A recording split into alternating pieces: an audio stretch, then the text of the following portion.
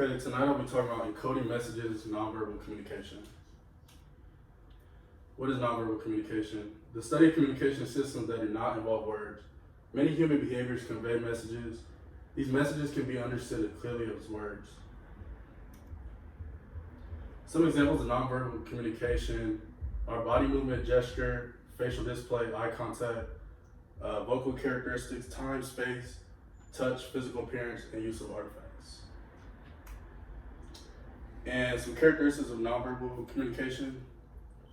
They regard both the sender and receiver. Receivers should not assume every nonverbal act is an intentional message. Check for alternative interpretations. Reading nonverbals can be risky. Senders should not be aware that unintended nonverbal messages can easily go against what really is trying to be said. Our verbal and nonverbal messages should be congruent and clear. Nonverbal communication consists of multiple codes. The nonverbal system is made up of a number of separate codes.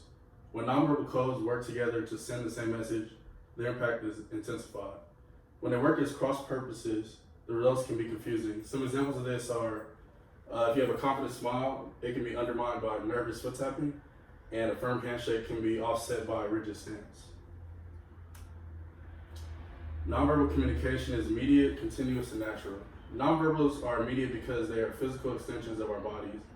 Nonverbal messages are more continuous than verbal messages. Because nonverbal displays flow into each other without beginnings and endings that characterize words. Nonverbal messages are more natural because form and meaning are connected. Nonverbal communication is both universal and cultural. Most nonverbals can be understood throughout cultures, like happiness, anger, disgust, fear, surprise, and sadness. However, not all nonverbal behaviors have universal meanings, and some emotions displays are modified by cultural rules. And then some basic nonverbal codes. So we have body movement and gesture.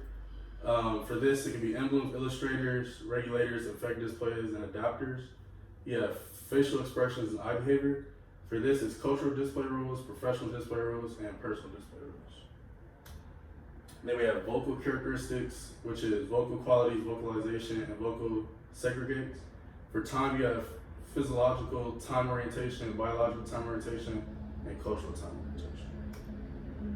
For space, you have territorial, spatial arrangement, personal space, and touch.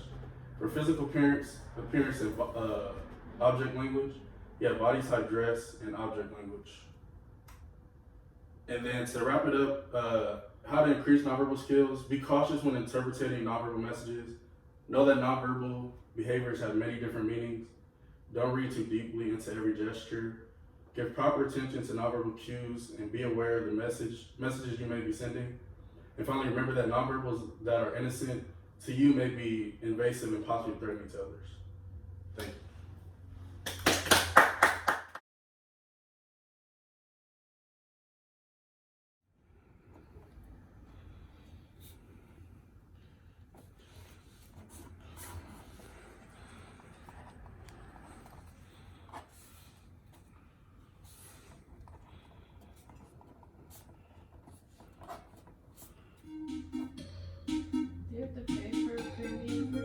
Okay, I'm in. Nonverbal communication divides into two groups.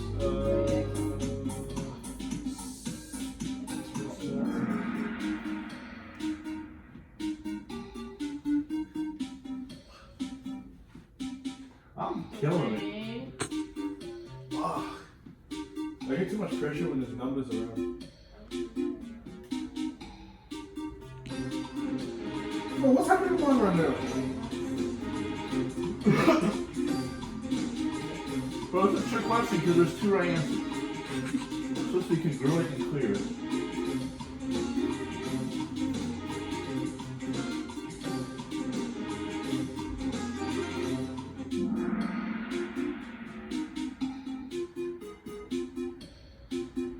I want to answer straight out.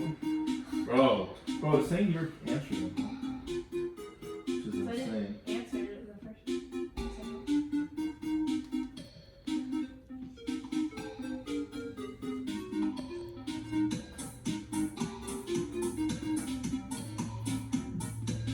I got this one wrong. Whoa.